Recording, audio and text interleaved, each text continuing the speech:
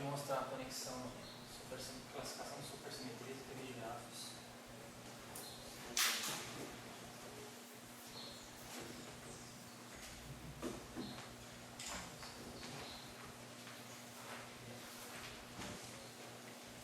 Então, duas mais 1 dimensões, a gente pode, a toda derivada covariante pode ser estendida. Um acoplamento não mínimo, então B mínimo mais IQ é mínimo.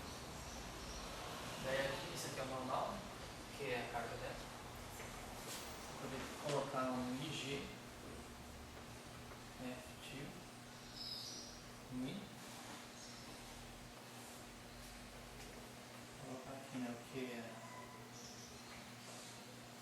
carga elétrica.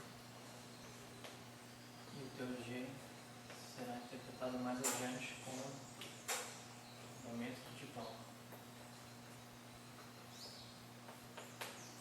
Não ficar só na partícula livre que é sem graça, a gente tem que fazer uma coisa mais complicada. Né?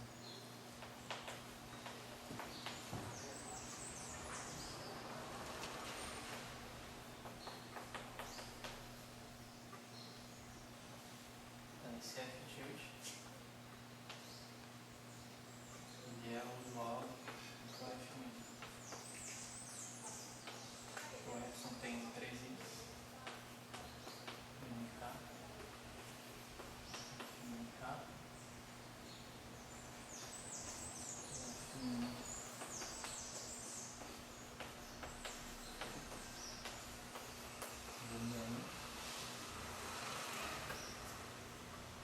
Epsilon é completamente assimétrico, a gente define mais um.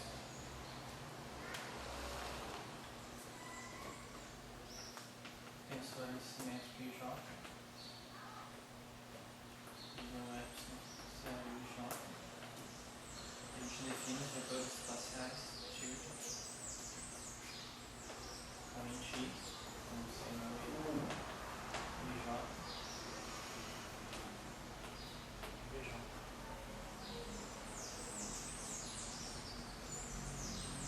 Se você abrir esse F nas componentes, você tem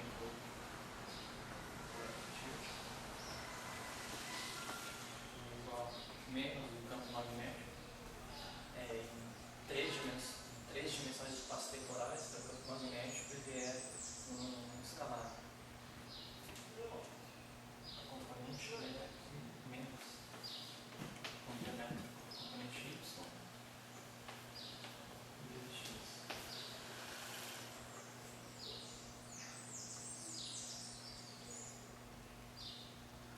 O que acontece? A gente estudaria a equação de Dirac.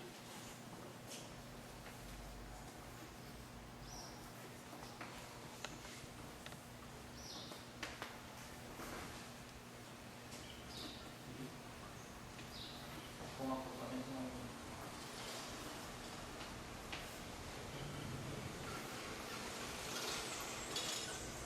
Minha massa. Lembrando que o resultado a gente tem 2 D sobre 2, parte inteira. Isso aqui é para classificar como é a minha álgebra de Clifford, como é os gamas na D dimensões espaço-temporais. Então, D igual a 3. Isso aqui é 2. Então, a gente tem a representação mínima, matrizes 2 por 2, ou os tenores dimensionais. E uma maneira de se desfazer a álgebra de Clifford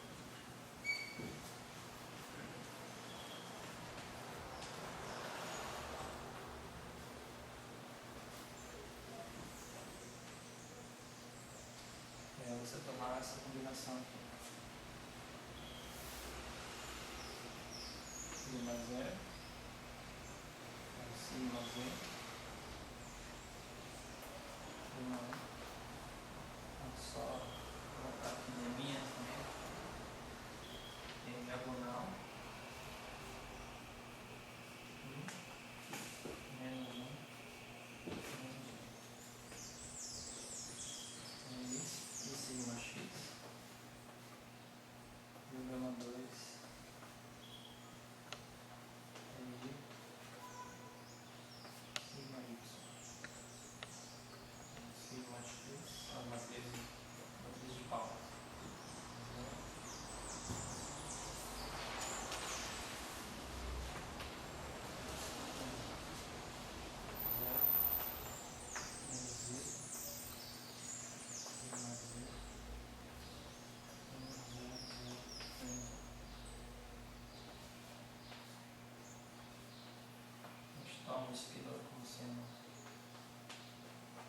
pensando no limite não relativístico.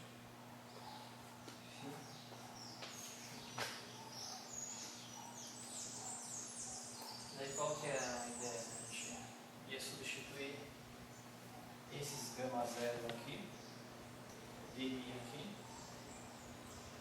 por espinoro com essa forma aqui, tirar o limite não relativístico disso, e o resultado é que eu vou colocar aqui, para a gente já ganhar tempo.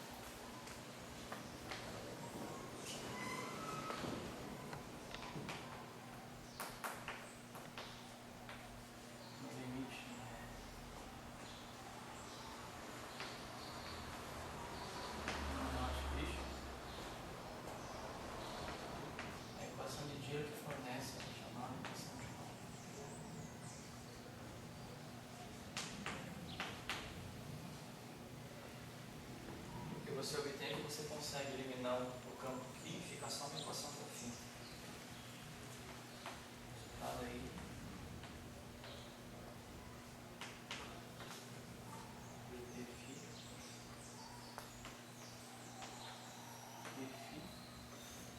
Esse φ é tem a eu a mim, potencial escalar. Eu vou deixar assim para mim. Então.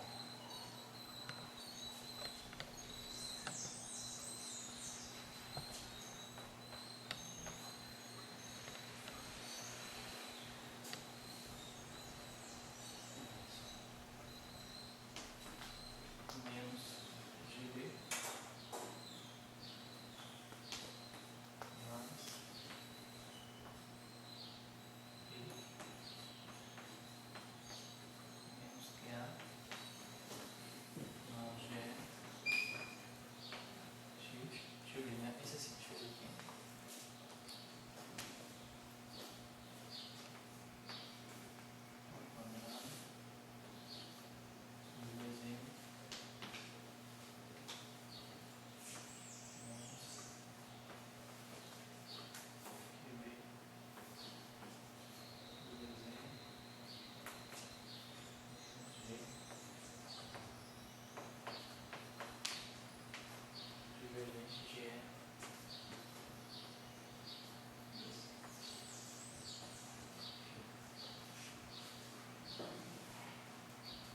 Então, fisicamente, isso aqui é energia potencial gravitacional, carga vezes potencial escalar. Isso aqui é o fato de ter definido, é justamente o fato de dizer que tinha um de polo magnético, uma interação tipo de polo magnético, acoplamento com B. Esse aqui seria o termo cinético usual, só que seria o P quadrado sobre 2M, só que com o acoplamento no nível está esses termos aqui. Esse termo que gera, que a gente chama aquela fase Aharonov-Bohm, é um efeito físico. Esse aqui gera uma fase Aharonov-Caixa, que seria o análogo do efeito do campo magnético, só que do campo elétrico. Esse aqui é o termo de Pauli. A rigor deveria ter um sigma Z aqui, mas essa equação é como se tivesse projetado na componente 1, tivesse projetado nesse aqui. Então, por isso que nessa equação não vai aparecer. Mas quando eu colocar a versão supercinética, aparece aqui em cima. E esse aqui seria uma interação de quadrupolo elétrico. Aqui só uma observação que a gente acoplou com o campo externo, mas a gente não faz divergente de E igual a zero. Porque existem eletrodinâmicas em 3 dimensões, por exemplo, se a gente colocasse aqui o limite Einstein.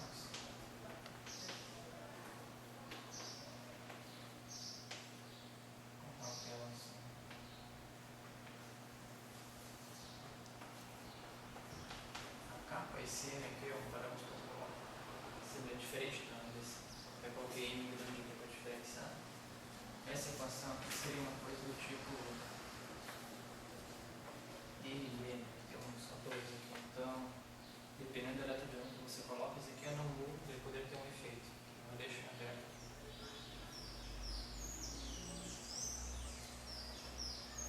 aqui é possível mostrar, né, que se você tem um modelo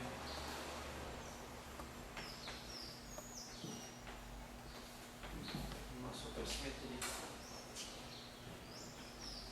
igual a essa descrição aqui.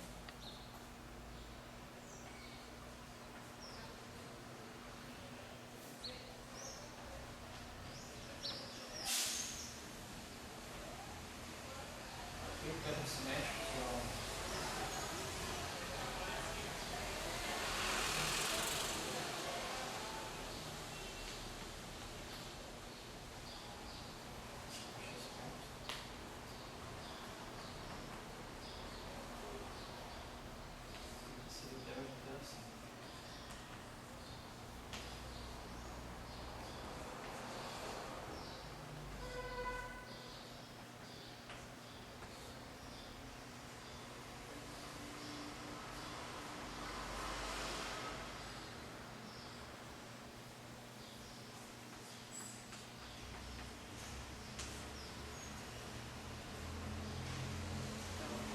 esse x vetor aqui tem um xj, são supercampos e θ na vida j, e no caso planar j vai de 1 até 2. Esse cara mais aqui todo escalar, que seria del x1 dx1 escalar x1 ponto mais dx2 x2 ponto. Então esse termo aqui eu já fiz, né, que seria o termo cinético. Daí o que pode ver se aqui seria um acoplamento, seria o que chama de superpotencial.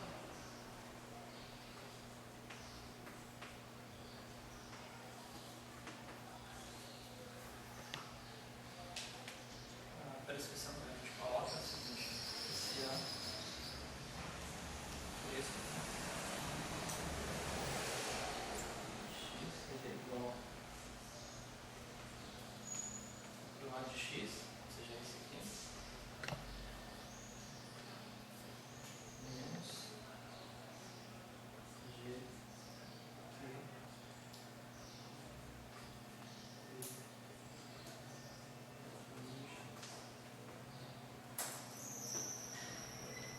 também realmente é o exemplo que eu queria colocar. Só que fazer essas contas demora um pouco, porque, como eu já comentei, naturalmente esse sistema é um sistema vinculado. Então a gente teria que abrir esse termo que já abriu, mas esse termo que abriu também não é difícil. O difícil é você pegar a tua Lagrangiana e quantizar, que é o que não dá para me fazer nessa aula. Eu teria que introduzir o que é a quantização de sistemas vinculados, essas coisas. Primeiro, introduzir para quem nunca viu. E segundo, adaptar isso para casos variáveis de grau. Mas vamos supor, se você fizesse isso,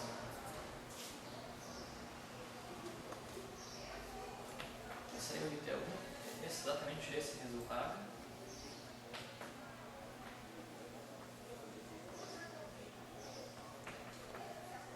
Posso até, se alguém quiser, já abrir uma aula só para discutir isso, mas aqui o foco mesmo aqui é superespaço e supercampos. Mas o que você obtém, se você quantizar esse modelo aqui, é exatamente essa Lagrangiana aqui, quer dizer, essa equação de Pauli, só que a Suzy, ela coloca que φ, exatamente esse termo.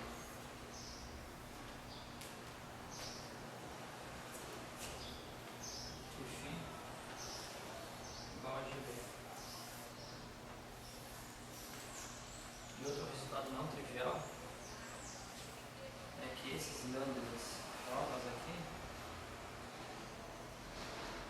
eles estão associados aos graus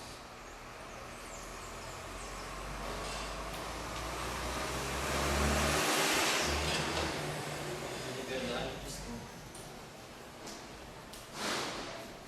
Você obtém que eu tenho a forma. Isso aí eu obtei exatamente.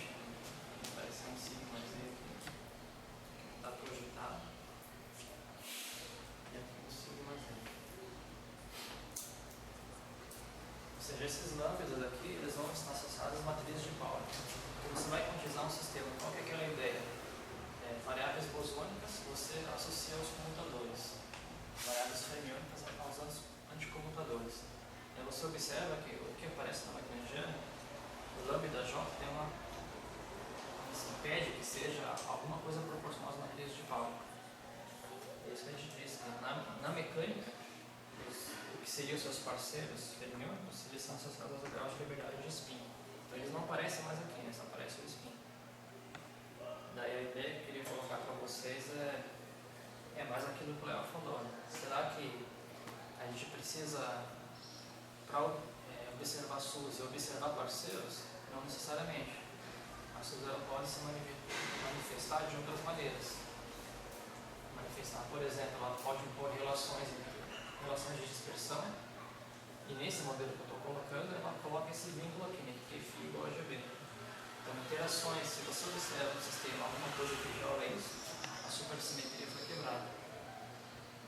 E se o teu sistema respeita essa relação, que não é uma relação trivial, mas é você relacionar o teu campo φ com o campo magnético, se essa relação for respeitada é porque tem alguma supersimetria no sistema. Essa que eu queria discutir.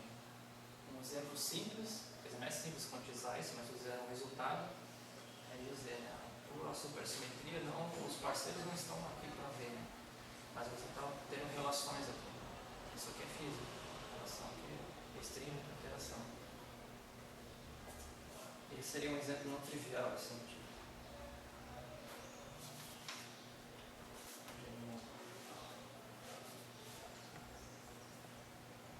E agora eu só vou colocar os resultados, que seria a supersimetria igual a 2.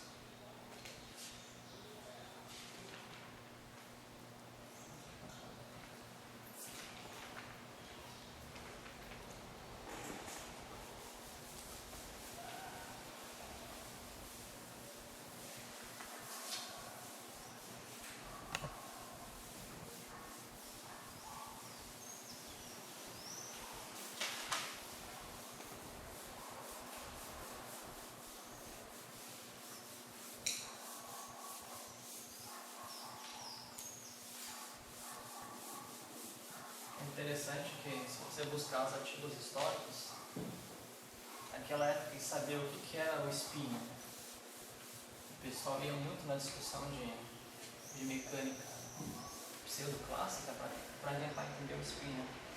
Eles buscavam, será que o spin na verdade não é clássico? Já que essas variáveis de Grassi, o fogo álcool de Zanel está associado ao spin, então o spin não estaria nisso? Não seria isso, né? E só depois que realmente um grupo de lotes os caras entenderam que a ideia do spin realmente está no grupo de lotes, né?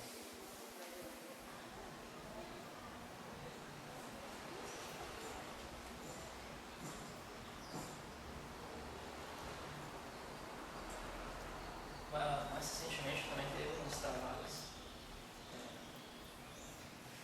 Tem problemas você tentar dar um significado clássico para isso, né? A quantização também, mas ter uma mecânica com variáveis de grado não tem uns probleminhas ali. O Berezin e Marinov tentam fazer umas interpretações físicas, mas eu percebi também que a coisa não andou muito. A gente pode, de maneira análoga, tentar construir um modelo pseudoclássico cuja quantização fornece a equação de Dirac, ou seja, cujos parâmetros de Grasman que se deu vão na quantização, em vez de estar só as matrizes de Pauli, vão produzir álgebra de Clifford. Isso é possível também fazer.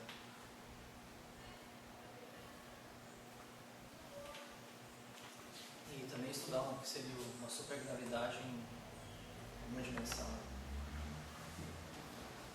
Outra coisa importante que está acontecendo mais na linha de pesquisa atual nisso, né? Teve um carinha lá, um russo, ele tentou sair da questão. Você tem uma mecânica pseudoclássica, mas ele sai do fato de que você tem que sempre colocar variáveis de Grasman. Ele tentou produzir um outro sentido pseudoclássico, acrescentando mais umas coordenadas abstratas no espaço de Desitter, acho que é desse item. Ele mostrou que a atualização desse modelo também produzia a equação de Dirac. Acho que foi. Vocês podem procurar o nome desses trabalhos do livro Azoff. Cara, tá aqui no Brasil. Ele tentou dar um outro significado. Em trabalhos mais recentes, tentando substituir a ideia de variável de Grassmann por um outro conjunto, mas se mantendo no contexto de uma pseudodinâmica ou pseudo-classe. Tem coisa ainda aqui, tá quente. Só um comentário. Então aqui ó, Susan. Eu vou tentar uma Susan igual a 2 aqui. Daí, se alguém for corajoso, faz uma igual a 4 aí. Daí o cara vai ganhar abraço, né?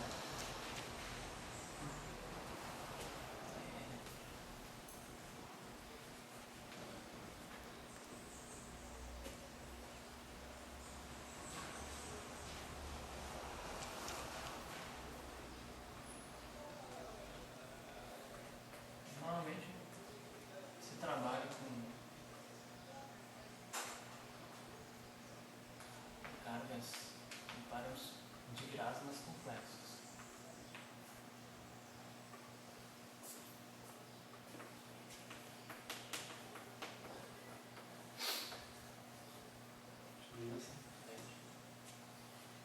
Aqui. Vamos subir a L2. Q1 menos e Q2.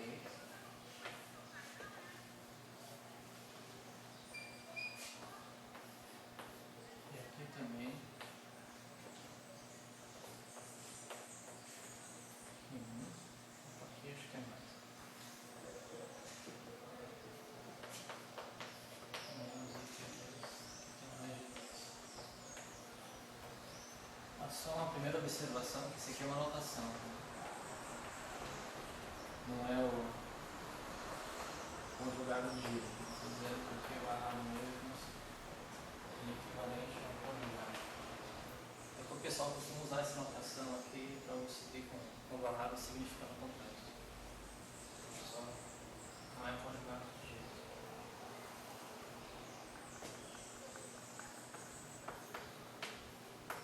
Novamente a gente tem aqui θ. Também define um parâmetro complexo.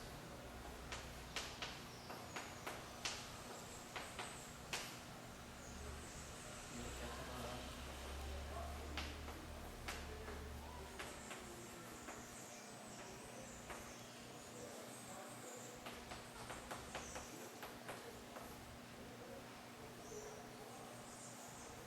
Bom, se o θ1 e o θ2 são lógicos de Grassmann, você também tem o θ e o θ maior.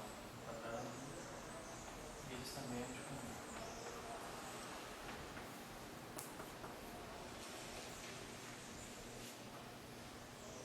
É a álgebra da supersimetria.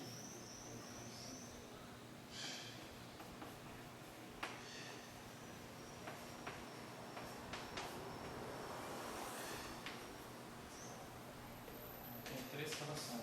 Primeiro, o anticomutador das cargas, duas vezes a manhã.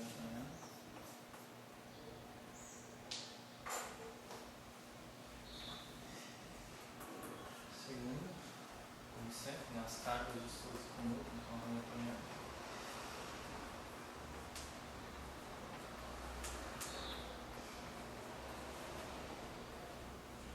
Terceiro,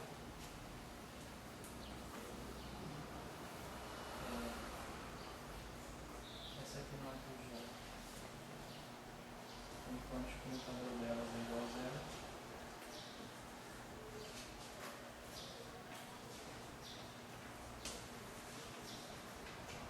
O quadrado delas é igual a zero.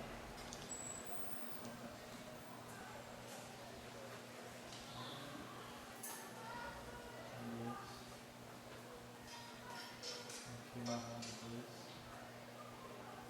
igual a zero. poderia acontecer, e ainda é um problema em aberto aqui, né? Você colocar um Q2 igual a Z, Q2 barrado igual a Z barrado aqui. G, esses Z, essa questão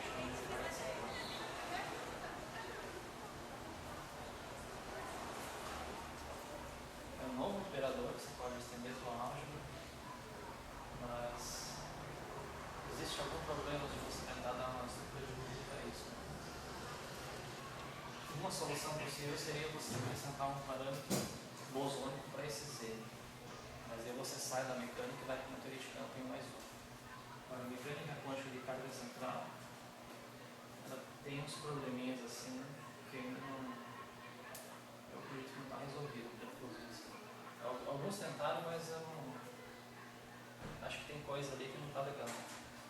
Talvez esse problema de prestações produtivas consiga resolver, mas vamos assumir aqui que esse Z seja igual a zero. Só estou comentando que não, tem coisa ainda que está ruim. O que a gente pode observar é que existe uma simetria interna aqui. Se eu trocar por uma fase, existe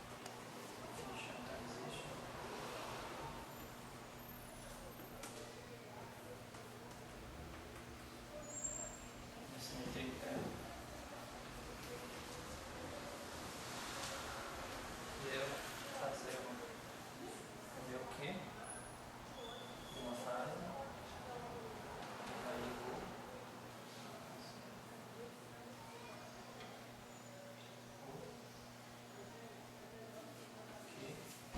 pegar o que barrado mesmo e mandar na menos e vou que barrado. Porque no fundo essas fases se cancelam. Acho que eles chamam isso de automorfismo da álgebra. Se você fazer o QI na IFI e o Q barrado em menos IFI, as fases aqui se cancelam, isso aqui não muda. Os comutadores continuam, a fase não tem importância, aqui também não. Claro que uma carga central vai ferrar com essa simetria, mas nesse caso não. Na literatura o pessoal costuma chamar isso de R5.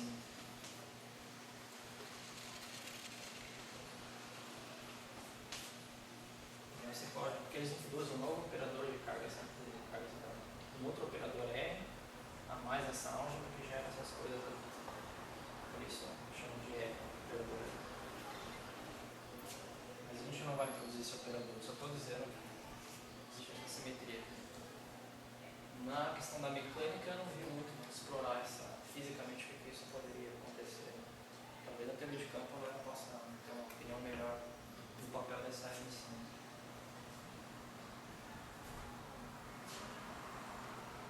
Então, o teu superespaço seria você pegar o teu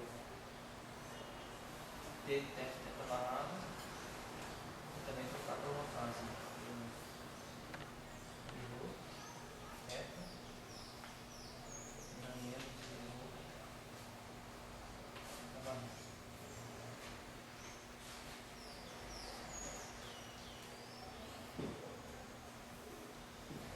A ideia é que se repete, né? Eu nem vou fazer a estrutura de grupo, só vou colocar aqui como a gente iria formular o problema.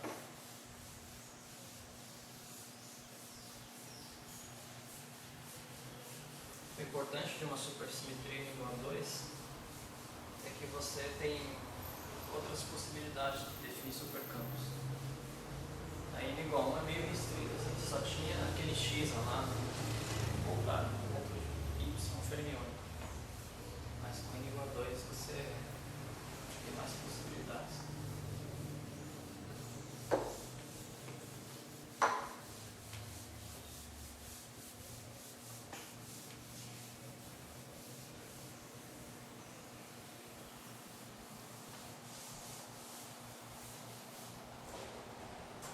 Então segue com aquele aquele caminho onde eu defini a minha álgebra,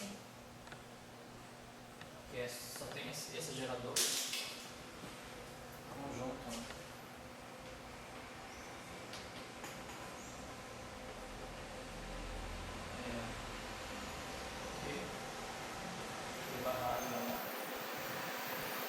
Fazendo isso. Eu não estou colocando um R nem aparecendo lá, só essas considerações. E agora eu faço a mesma coisa, né? A partir disso eu construo um elemento de grupo. Eu defino um G de beta, uma barra, e aí H mais FQ mais θ barra Q barra. Isso é uma possibilidade, mas no caso de N igual a 2, vocês poderiam também ter feito isso aqui. Eu acho que isso deveríamos muito.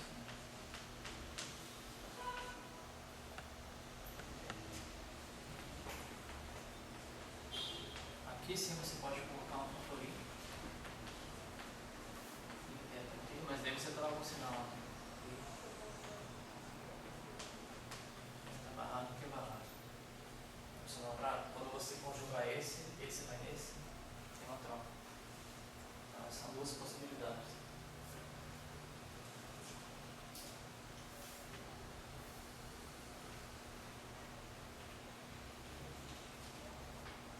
Inclusive, eu acho que os meus resultados que eu vou colocar para vocês aqui foram com essas considerações aqui.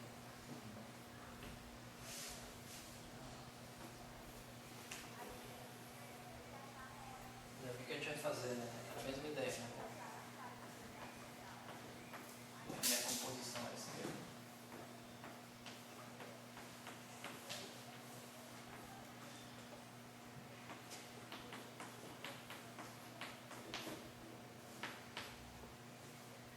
O procedimento aqui é exatamente o mesmo. Eu vou utilizar aquela fórmula de Baker que tem do Hausdorff para fazer o computador, só tem mais contas aqui, mas é o mesmo procedimento. Eu chego aqui a essa composição, ela fica novamente T mais T1 θ barrado mais θ barrado θ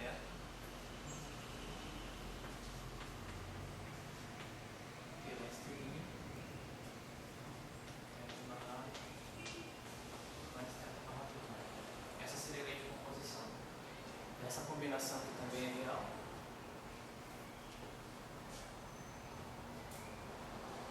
Daí, qual que é o próximo passo? Eu conheço a lei de composição.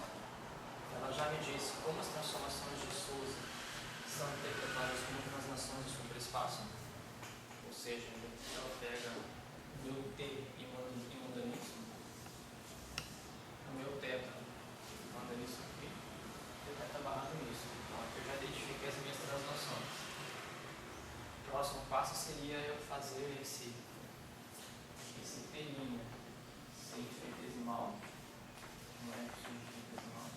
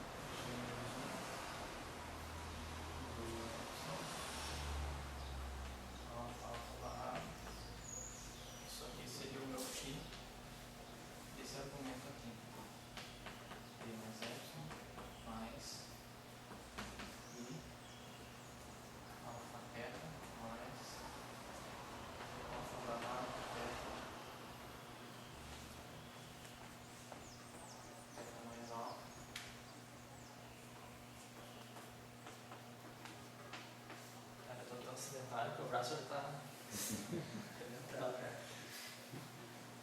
Então a ideia é mesmo, né? Eu pego, expando esses geradores aqui, que é na verdade esse aqui, em primeira ordem, expando esse aqui em primeira ordem, esse aqui em série de tail, comparo os comutadores e as definições que eu tirava, era que as cargas de estrutura seriam o dθ mais I, que é um θ barrado, dt, delta Q barra igual a dθ barra mais I θ dt, teu delta H novamente dt. Pode acontecer também de aparecer um sinal menos, daí eu sempre compenso para seguir essa convenção aqui, no caminho do meu sinal.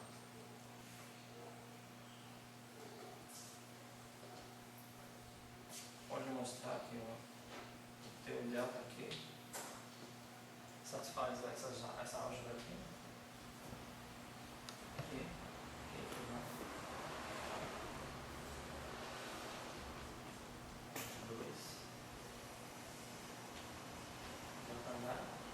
E analogamente para as demais.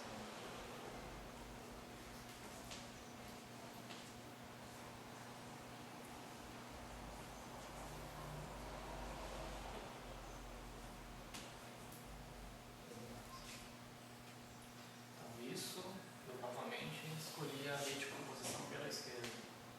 E se eu fizesse a lei de composição pela direita, o que você obtém as derivadas covariantes. E novamente é o equivalente a você trocar I por menos I. Seria, tipo, D eu defino como sendo isso. Tem um menos aqui, e θ barrado, e um D barrado, e T barrado, menos I, θ dt. Isso aí. É importante também que elas têm uma álgebra. Há toda uma anticomutação entre elas, de que D igual a dq barra D igual a dq barra igual a dq barra D barra. Todas anticomutam entre elas. Uma outra propriedade também é que D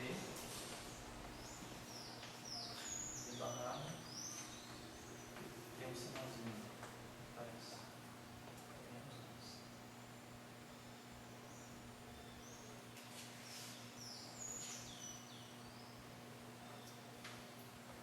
Vou colocar agora o supercampo. O procedimento é o mesmo. Uma vez que você fez para ele igual a 1 em detalhes, já pegou como que é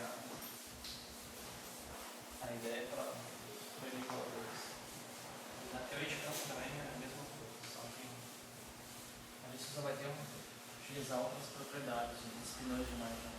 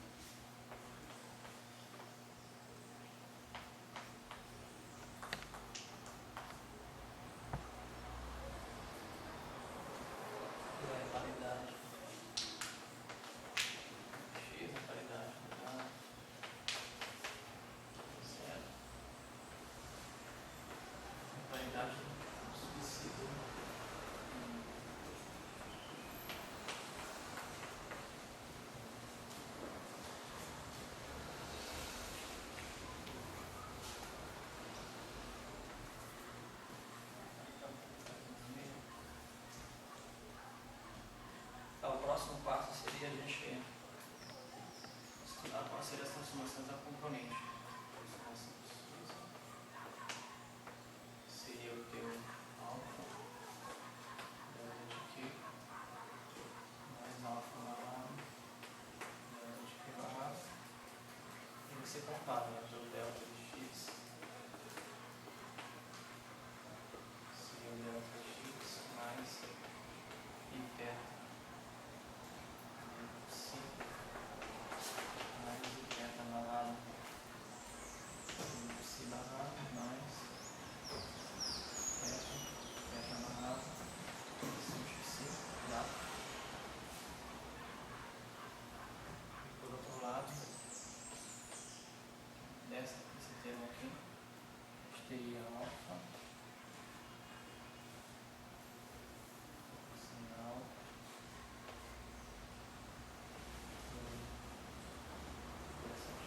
de teta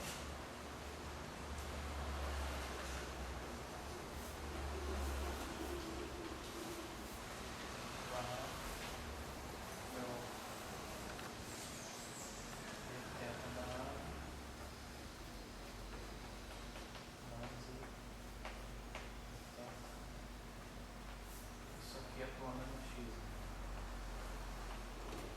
Onde x para essa expressão aqui. E o que você faz? Você atua esses operadores no x e vai exatamente comparar esse lado com esse lado aqui. Essa aqui é uma conta talvez meio longa, mas dá para ser feita. É só comparar os dois lados. E o que você vai concluir é que o teu delta de x é igual a i alfa psi mais i alfa barra psi barra. Vamos só ver se faz sentido. O x é um parâmetro, é um bosônico real. Então essa combinação é bosônico real. A transformação de x vai no campo fermiônico. Então tá certo. Então, tem todas as propriedades que o x tem.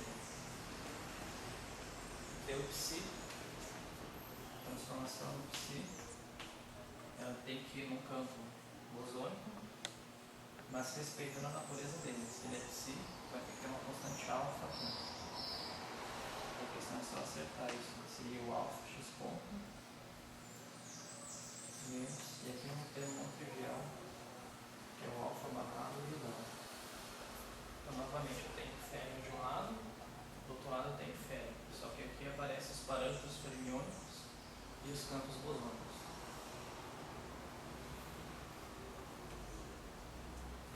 E o teu, a variação do dado,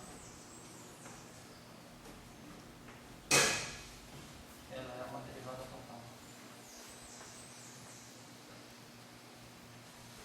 Igual si menos alfa barrado si barrado.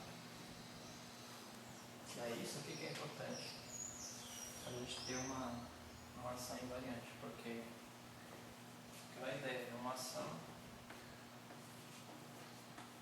dt, aí eu estou colocando barra d θ, e no final do dia esse aqui vai ser um supercampo. Não necessariamente esse supercampo, pode ser um produto de supercampos que dá um supercampo. Daí quando você fazer a variação disso, jacobiano seria d θ barra d θ. E aqui, né, existe a variação do supercampo x. E o que acontece? Né? Você vai integrar em θ e dθ barrado. Então, se eu olhar para essa expressão aqui, o único termo que tem os dois seria esse daqui, né? Então, no final isso ficaria integral de dt da variação do ômega. Só que por outro lado, a variação do ômega é uma derivada total. Então, colocando aqui os campos zero nos extremos, eu teria que isso aqui é igual a zero.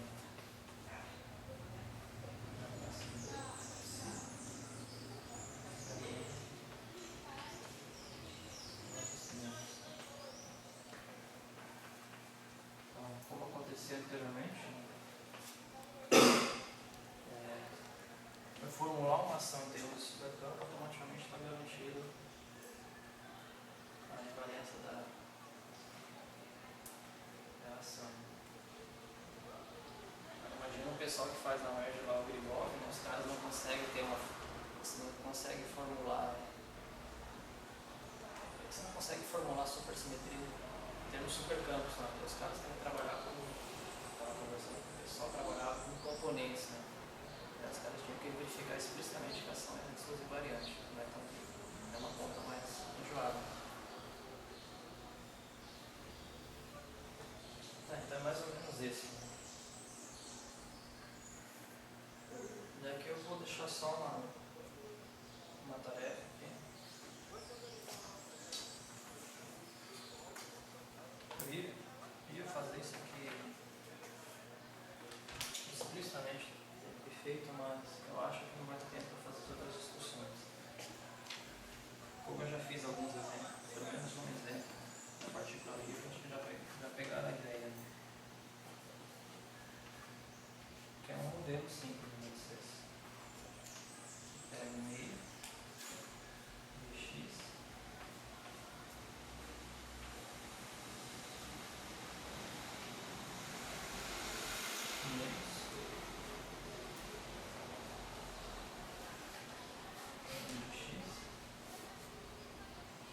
Menos esse aqui é o que a gente chama de superpotencial.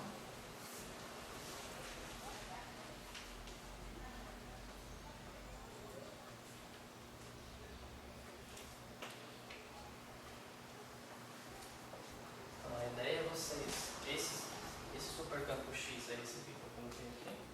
Isso aqui é um potencial genérico. As derivadas estão dadas ali. Então é vocês abrirem esses termos e mostrar isso. Vou mostrar.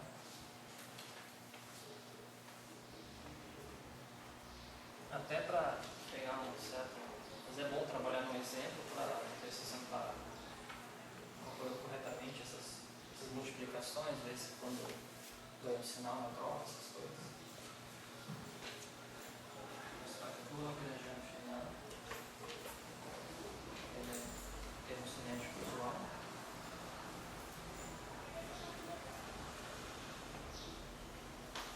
Aquele termo freudiano que aparecia em os caras. Aqui vai ser nessa combinação aqui. Mais se dá um ponto. O termo só depende do dado.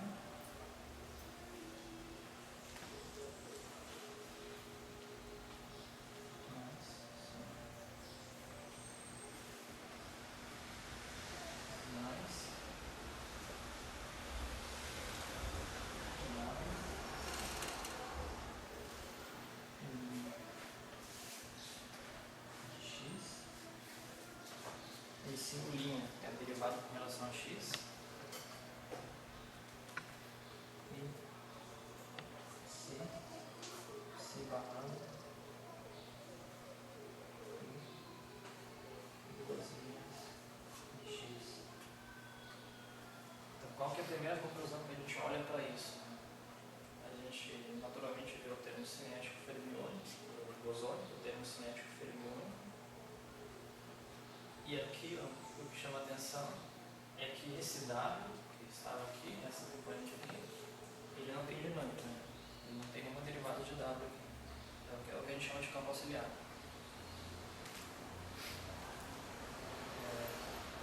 Uma coisa não trivial aqui nesse exemplo é que aqui a gente começa com 1 de x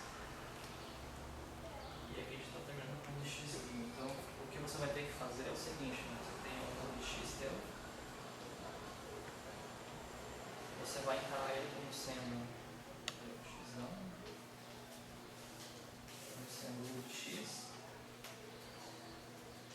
mais delta x, onde esse é delta x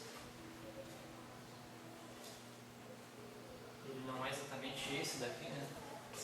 Até tomar cuidado com essa definição. Mas esse ΔX é só um truque, né? Para você pegar o teu supercampo, que é esse aqui, né?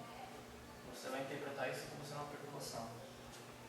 Então, o ΔX nesse caso seria um I, θ, Psi, mais I, θ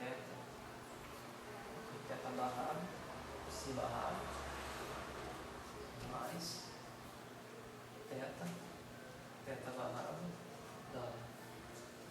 E você vai expandir isso aqui em séries de termo. Só que nesse caso aqui você não vai poder ficar só na primeira ordem, não. Você vai ter que expandir até a segunda ordem. Vou colocar assim. Seria o dx mais delta, que é um x, x mais delta x, x mais meio delta x ao quadrado,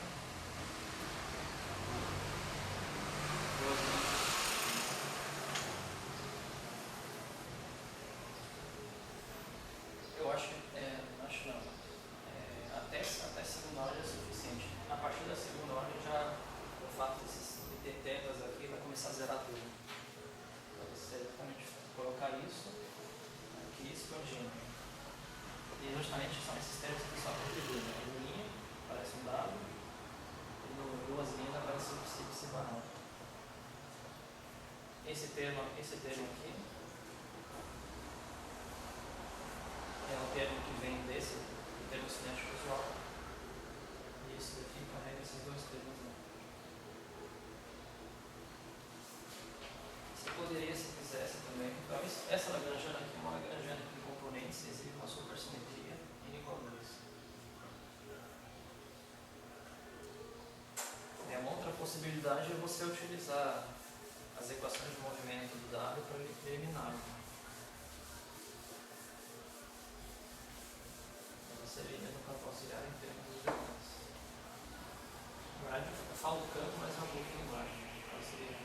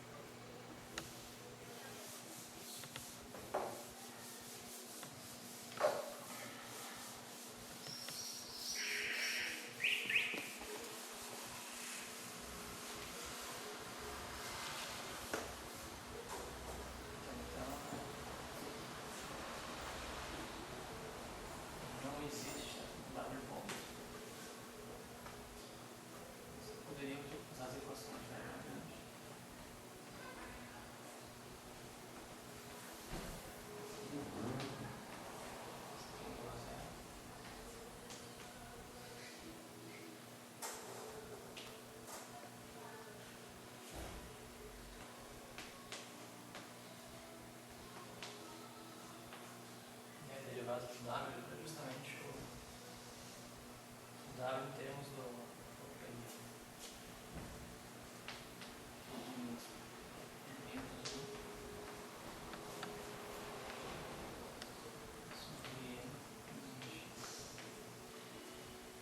só substituir aqui, você tem uma outra Lagrangiana, que é a supersimetria Cauchy. Então, para terminar essa parte de igual a 2, como eu comentei, né, no caso da supersimetria igual a 1, você tem apenas uma possibilidade de definir supercampo. Ou no supercampo bosônico, ou, claro, pode definir o fermiônico também, mas é muito restrito, é sempre aquela combinação x mais que θ psi. Ou, outro caso, fermiônico, mas você sempre fixa nesse tipo aqui. Agora, para duas supersimetria, a gente pode definir o que chama de supercampo viral e antiviral. Eu acho que isso parece bastante na teoria.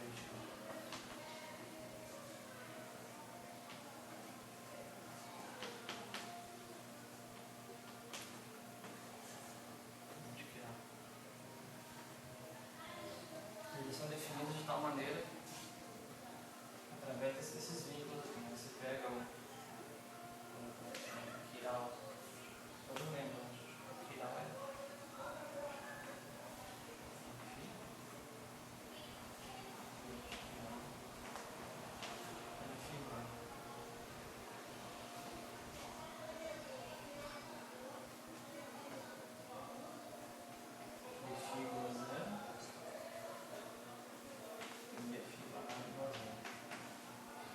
sem pôr esses vínculos aqui, você conhece os derivados do variante, você tem uma outra possibilidade de definir esses supercampos aqui. Se φ t barra é igual a z de t aqui, mais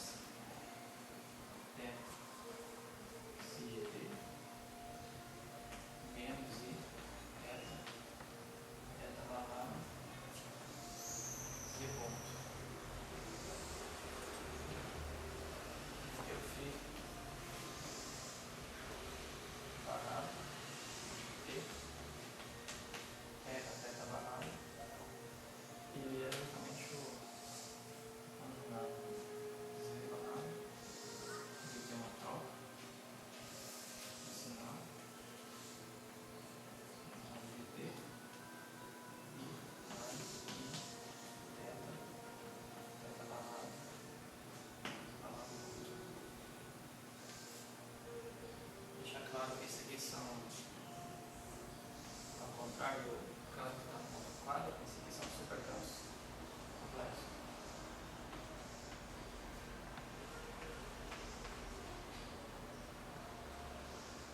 A paridade do Z, zero. A paridade do psi.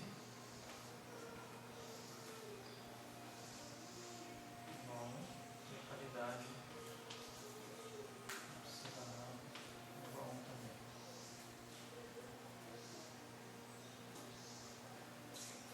Isso aqui ficou meio, é o que o pessoal costuma fazer, ficou meio jogado assim, você conhece o campo e põe esses vínculos aqui.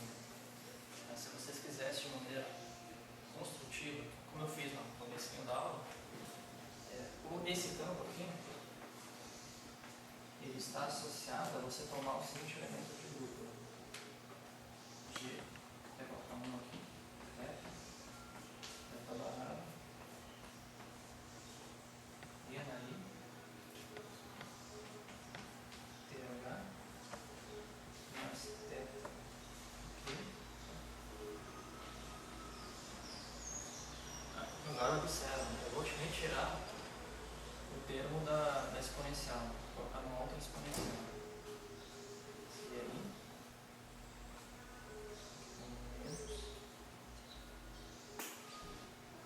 θ barrado, Q barrado. Não é exatamente igual quando eu defini o elemento de grupo, né? Percebe que eu tirei da exponencial e defini esse novo elemento. Então, com essa construção desse grupo, isso aqui está associado ao campo quiral. Se você quiser de maneira formal deduzir essas coisas, se eu utilizar essas relações. E o G2 θ barrado é você trocar essas definições. TH, deixa eu pensar, menos θ barrado exponencial de θ. Percebe que essas coisas são diferentes de você estudar esse elemento de grupo. TH mais θ aqui, que a gente fez no início, menos θ barrado que barrado, porque são operadores, tem essas casas, aquelas álgebras lá. Então, se você define isso aqui está associado àquele X que eu defini, um supercampo bosônico real. Nessas parametrizações aqui, você obtém o supercampo quiral, que é isso. E o supercampo antiquiral, que é essa expressão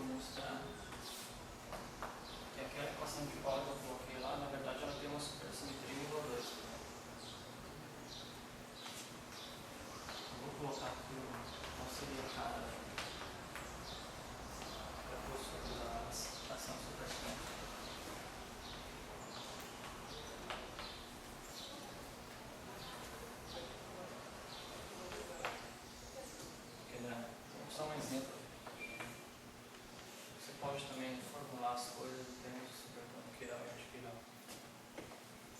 Se sobre 8 dá MT,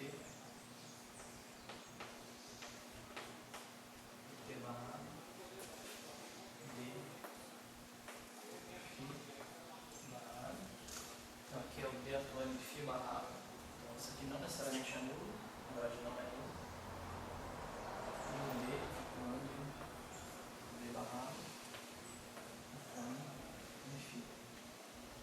É isso aqui, mais Q grado de T, T barrado. E aqui eu vou colocar uma capa aqui.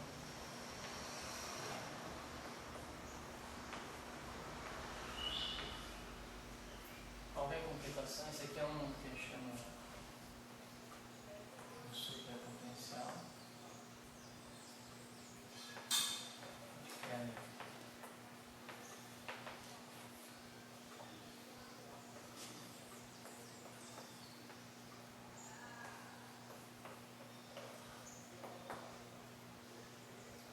Ao contrário daquele U de x teu, que você expandir em termos de x mais delta x, esse daí você vai ter que expandir em termos de um potencial de duas variáveis. Né? Então, vai ter que expandir em termos de z e z barrado. A expansão de uma função de duas variáveis. Né? Só um detalhe, só a diferença do outro.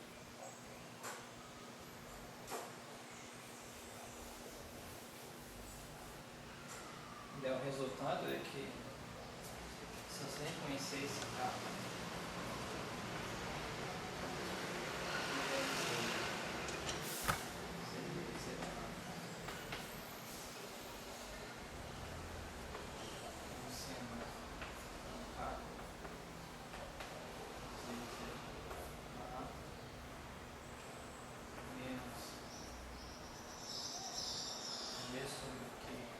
onde esse G é aquele parâmetro lá que aparecia na luz de cálculo provavelmente.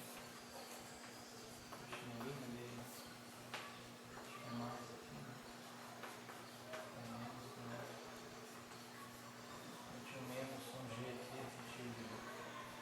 Esse parâmetro aqui. Então assim, tá? E esse capa aqui, que é o mais interessante, é que ele chama de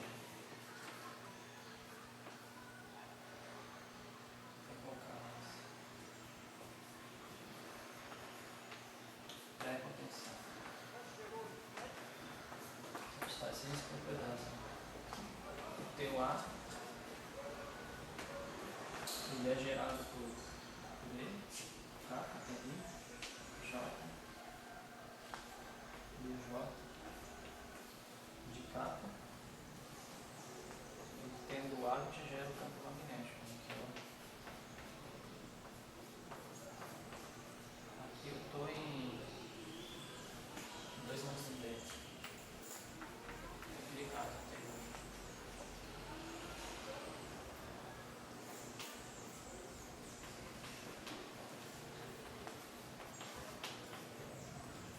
A gente chama de pré-potencial porque ele gera o campo A e o campo A gera o B. É um potencial do potencial. E nesse exemplo a gente vai interpretar o Z como sendo x1 mais ix2. São as coordenadas x1 e x2, é o xy, são as coordenadas planares. Então, abrindo isso aqui em componentes, com essas definições aqui, a gente obtém exatamente aquela gradiente que eu coloquei lá.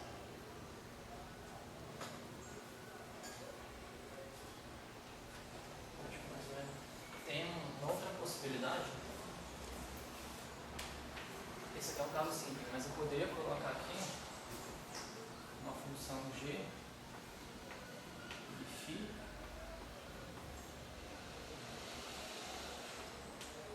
barrado com esse aqui. Isso aqui ia gerar um que a esse modelo sigma não linear gerou uma discussão na matemática que ele estaria associado a variedades de Keller ou variedades de Hiperkeller, uma característica que os matemáticos não conheciam, mas é um problema que a física trouxe para eles. Bem exatamente desses modelos. No caso aqui, harmônica, esse aqui é igual a 1. Exatamente isso aqui reproduz os termos cinéticos. Aqui está interessante. Então, mais ou menos aqui eu acabo a suas n igual a 2. Né? Daí eu vou rapidamente colocar só uns exemplos de como você pode classificar a supersimetria através de diagramas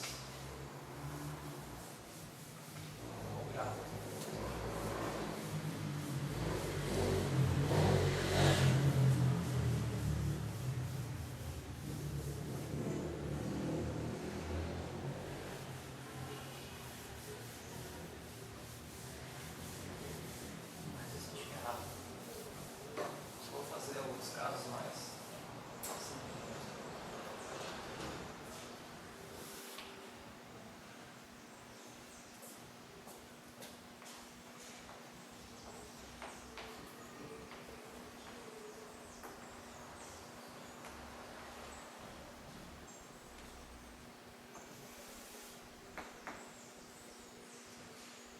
Então, primeiro exemplo,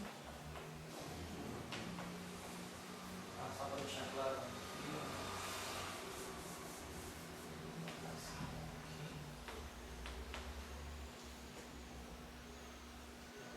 o meu H é MDT,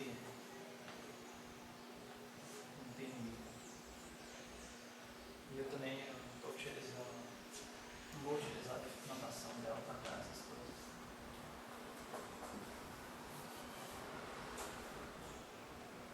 Então N igual a 1. Aqui é o resultado do X, é o Q2 carga ao quadrado distribuído ao acompanhamento. E aqui a gente está estudando a única possível representação, né? Significa, né? Campo ou coordenada do horizonte.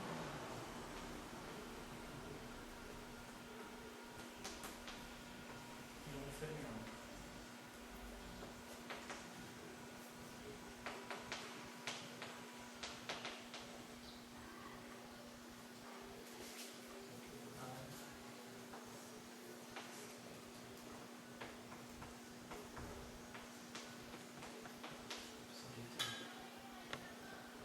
As equações a gente tem aqui o H em torno de X, X ponto,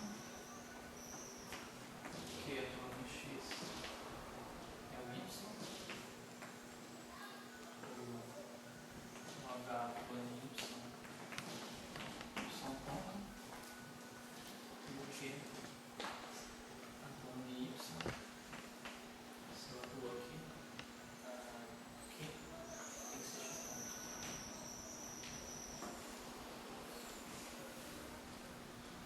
Então, o que eu faço? Né? Eu vou associar graficamente tudo isso aqui que eu escrevi seria equivalente a pegar um ponto aqui, seria isso aqui. Né? Aqui a gente costuma colocar o X primeiro porque o Y tem dimensão de X, a dimensão de X mais meio. A gente tem as dimensões canônicas básicas dele. Temos uma dimensão de T. Dimensão da muito grande dimensão de T. A carga, por ser o quadrado dela será muito grande. A dimensão da carga é meio. Eu tenho essa dimensão de X por um lambda, dimensão de Y, como o Q atua em X da Y e o Q tem dimensão meio, esse aqui seria lambda mais meio.